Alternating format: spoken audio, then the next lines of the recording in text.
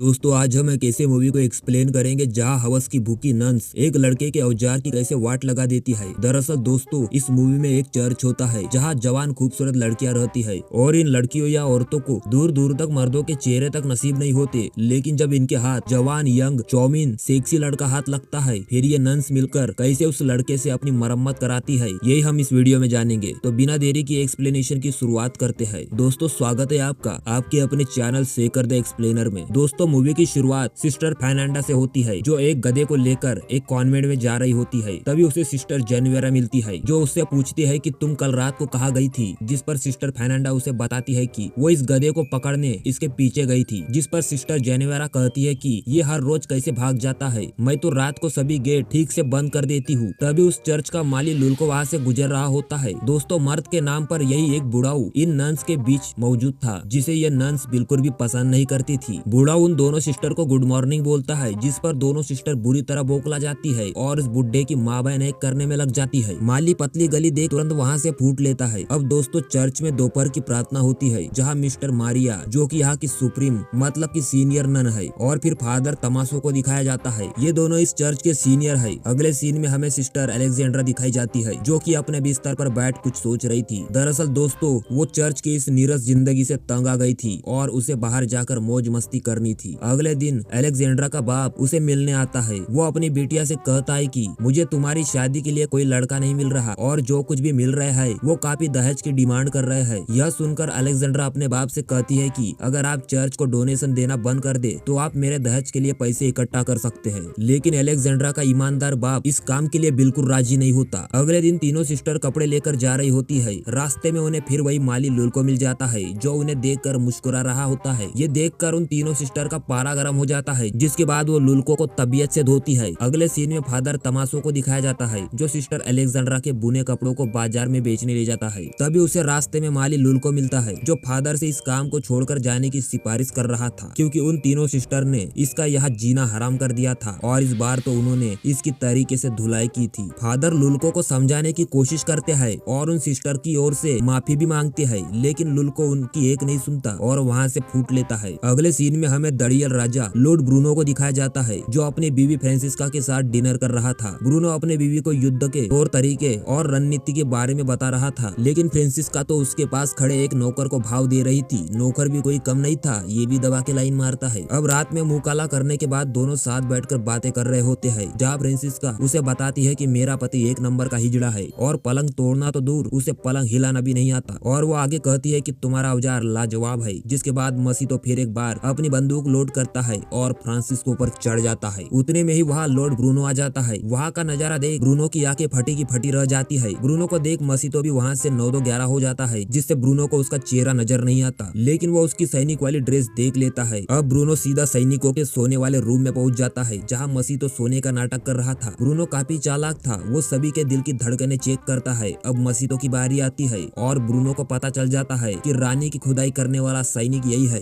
कमरे में काफी अंधेरा होने की वजह से ब्रूनो उसकी शक्ल नहीं देख पाता, इसलिए वो उसे पहचानने के लिए उसके आगे के थोड़े बाल काट लेता है ताकि वो सवेरे उसे पहचान सके। लेकिन चालाक मसीतो उठकर अपने सभी साथियों के बाल काट लेता है। अगले दिन ब्रूनो उस एहसान फरामोश नौकर को ढूंढने आता है, पर सभी नौकरों के बाल काटे होने की वजह से वो उसे ढूंढ नहीं पाता। अगले दिन मसीतो अपना काम कर रहा होता है, तभी ब्रूनो की बीवी अपनी प्यास बुझाने के लिए किसी भूखी कुतिया की तरह मसीतो के पास आती है और खुले में ही उसे पकड़ उसके साथ चुम्मा चाटी करने लगती है। ये नजारा ऊपर खड़ा ब्रूनो बड़ी खुन्नस से देख रहा होता है। ब्रूनो को देख मसीतो की फटकर 44 हो जाती है और वह जंगल की ओर भागता है। ब्रूनो के 2 आलसी सैनिक उसका पीछा करते हैं, लेकिन ब्रूनो वहाँ से भागने में कामयाब हो जाता है। भागते भागते वो एक जंगल पहुँच जाता है। वहाँ उसे फादर तमाशो नजर आता है जो नशे की हालत में अपने कपड़ों को पानी में बहा देता है। मसीतो फादर तमाशो की मदद करता है, जिससे फादर इम्प्रेस होकर उसे चर्च लेकर आता है क्योंकि मसीतो फादर से रात को रहने के लिए जगह मांग रहा था। रास्ते में फादर उसे बताता है कि तुम गूंगे और बहरे होने की एक्टिंग करना, वरना वहाँ की सिस्टर तुम्हारा जीना हराम कर देंगी। अगली सुबह दोनों चर्च पहुँचते हैं। यहाँ फादर मसीतो की मुलाकात सिस्टर मारिया से कराता है। वो सिस्टर मारिया को मसीतो की दुख भरी कहानी सुनाते हैं, जिस पर सिस्टर रहम खाकर मसीतो को माली की नौकरी दे देती है। अब अगली सुबह मसीतो अपने माली के काम पर लग जाता है। तभी सिस्टर फर्नांडा उसे देख लेती है और वो उसे अजनबी समझकर उस पर हथियार तान देती है, जिससे मसीतो डर जाता है और गूंगा और बहरा होने की एक्टिंग करने लगता है। तभी वहाँ सिस्टर मारिया आ जाती है जो फर्नांडा को बताती है कि ये यहाँ का नया माली है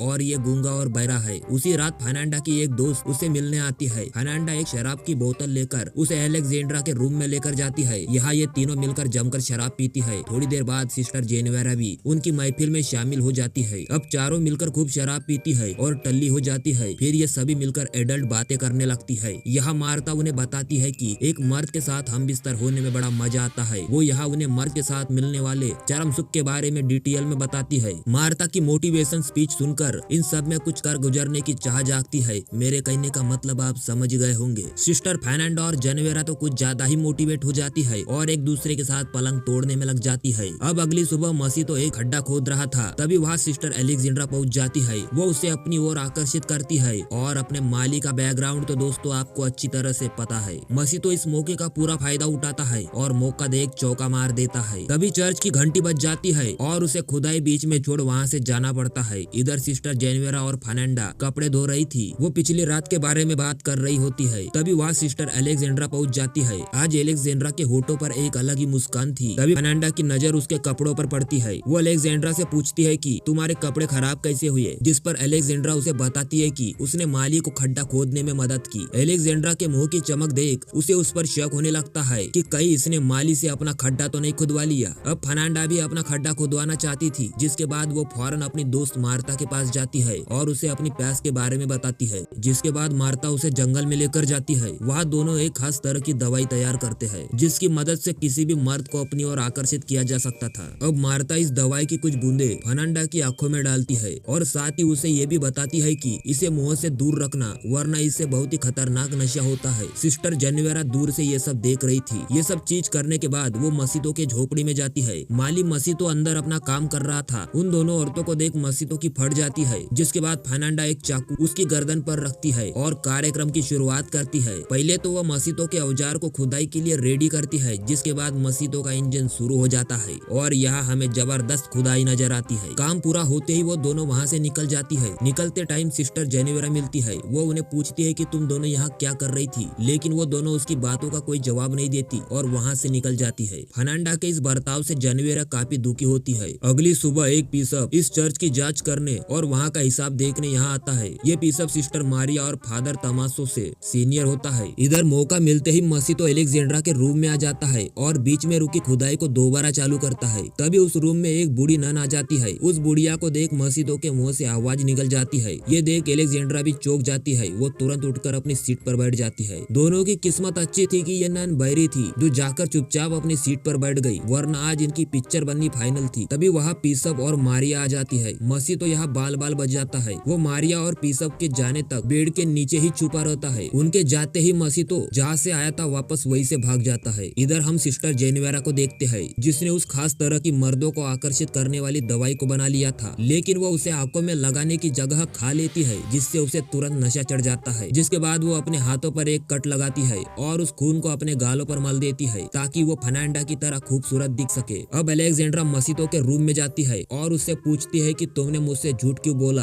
कि तुम गूंगे और बहरे हो। इतने में ही वहाँ जेनेवेरा आ जाती है। दिखने में वो किसी बंदरिया से कम नहीं लग रही थी। उसे आता देख मसीतो सो जाता है और अलेक्जेंड्रा एक कोने में जाकर छुप जाती है। जेनेवेरा आते ही मसीतो के ऊपर चढ़ जाती है और उसे किसी जानवर की तरह सूंघने और चाटने लगती है। तभी जेनेवेरा को फर्नांडा की आवाज सुनाई देती है और वो भी उस कोने में जाकर छुपती है जहाँ अलेक्जेंड्रा जाकर छुपी है। जेनेवेरा उसे देख चौंक जाती है। अब वो दोनों छुपकर फर्नांडा को देखती है, जो मसीतो को एक चाकू दिखाकर किडनैप कर लेती है और उसे जंगल की ओर लेकर जाती है। अब ये दोनों सिस्टर मसीतो और फर्नांडा का पीछा करती है। फर्नांडा मसीतो को गहरे जंगल में लेकर जाती है। पीछा करते करते अब रात हो चुकी थी और फिर जंगल का माहौल देख अलेक्जेंड्रा के होश ही उड़ जाते हैं, क्योंकि जंगल में बहुत सारी औरतें आग जलाकर उसके आगे नंगा नाच कर रही थी और उनके पास ही में बंधा था मसीतो, जहाँ ये औरतें उसकी बलि देने वाली थी। दोस्तों, ये सभी औरतें डायने होती है। उन सभी को यूं नाचता देख जेनेवेरा का भी मन नाचने का करता है और वो भी उनके साथ नाचने निकल जाती है। वो अपने सारे कपड़े उतार नाचने लगती है। जेनेवेरा को देख वहाँ की सभी औरतें भाग जाती है। तभी मार्ता उसे समझाने के लिए आती है और उसे वहाँ से जाने को कहती है, जिसके बाद दोनों में हाथापाई होती है। यहाँ जेनेवेरा मार्ता पर लकड़ी से वार कर उसे बेहोश कर देती है। अब अलेक्जेंड्रा फर्नांडा को रोकती है और मसीतो को वहाँ से छुड़ा लेती है। इधर जेनेवेरा गधे को लेकर चर्च पहुँच जाती है और जोर जोर से चिल्लाने लगती है कि फर्नांडा एक डायन है। तभी उसकी आवाज सुन पीसप वहाँ पहुँच जाते हैं। जेनेवेरा को इस हालत में देख वो सिस्टर मारिया को बुलाते हैं। तभी सिस्टर मारिया के रूम से उसके साथ साथ फादर तमाशो भी निकलता है जो मारिया का बिस्तर गर्म करने में लगा था। ये नजारा देख पीसब का माथा गर्म हो जाता है। अब सुबह होती है जिसके बाद पीसब सभी को अपनी अपनी सजा सुनाते हैं, जिसमें फादर तमाशो को एक मॉक मंदिर भेज दिया जाता है जहाँ सिर्फ मर्द ही मर्द होते हैं और यही उनकी सजा होती है। बाकी सभी सिस्टर को मामूली सजाएं दी जाती है। मसीतो को उसके मालिक लॉर्ड ब्रूनो को सौंप दिया जाता है जो उसे जेल में बंद कर देता है। थोड़ी देर बाद ब्रूनो वहाँ आता है और वह मसीतो से कहता है कि मैंने दूसरी शादी कर ली है और पहले बीवी को सबक सिखाने के लिए उसे नंगा कर भूखे सुअर और कुत्तों के आगे फेंक दिया गया, जिसके बाद कुत्तों ने उसकी बोटी बोटी चबा डाली। और वो मसीतो से आगे कहता है कि तुम्हारे साथ भी कुछ ऐसा ही होगा, जिसके बाद ब्रूनो वहाँ से चला जाता है। मसीतो ब्रूनो के सैनिकों से उसे छोड़ने की बात करता है और अपनी जान की भीख मांगता है, लेकिन वो उसकी एक नहीं सुनते। तभी वहाँ एक कछुआ आता है जिसके पीठ पर एक मोमबत्ती रखी थी। सैनिक उस कछुए का पीछा करने के लिए उसके पीछे जाते हैं। तभी वहाँ तीनों सिस्टर आ जाती है और मसीतो को ब्रूनो की कैद से आजाद कर देती है। अब हमें जंगल का सीन दिखाया जाता है जहाँ सिस्टर मारिया और फादर तमाशो एक दूसरे से मिलते हैं और प्यार भरी बातें करते हैं। तभी उन्हें जंगल में हलचल सुनाई देती है। ये देख वो दोनों छुप जाते हैं। ये वही मसीतो और सिस्टर थी जो कॉन्वेंट की तरफ जा रहे थे। उनके जाते ही सिस्टर मारिया और फादर तमाशो एक दूसरे को किस करते हैं और इसी किस के साथ इस मूवी का यही दी एंड हो जाता है। दोस्तों कहानी अच्छी लगी हो तो लाइक करें, अगले मूवी के लिए चैनल को सब्सक्राइब करें। Bye bye.